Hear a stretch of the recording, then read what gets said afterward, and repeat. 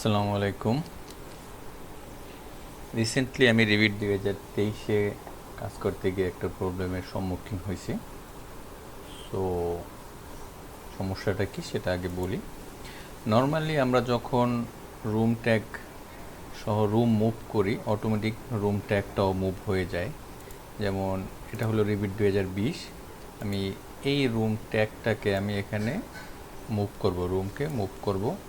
তো এখানে একটা নোটিফিকেশন আছে, এখানে room tag is outside of its room, enable leader or move room tag within it's room. So আমি যদি এখানে মুভ টু রুম দেই, রুম ট্যাগ সহই রুমটা মুভ হবে, এবং অন্য অন্য কোনো ভিউতে যদি সেম অ্যাসোসিয়েট রুম থাকে সেখানেও রুম ট্যাগ সহই মুভ হবে।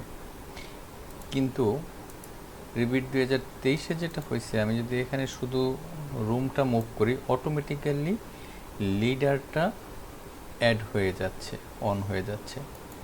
সো সেই ক্ষেত্রে আমাকে ম্যানুয়ালি লিডারটা আবার অফ করতে হচ্ছে।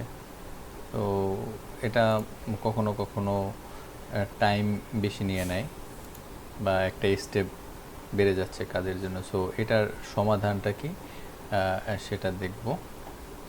সো এজন্য আমাকে প্রথম যেতে হবে, দেখাচ্ছি কোথায় যাব। Local disk, user name, app data, roaming, Autodesk, then Revit, যে ভার্সন রিবিট 2023। এখানে revit.ini যে ফাইলটা আছে, এই ফাইলটা আমার ওপেন করতে হবে টেক্সে, নোটপ্যাড বা টেক্সে। দেন স্ক্রল করে নিচে আসতে হবে, এখানে একটা অপশন আছে MISC। সো এখানে একটা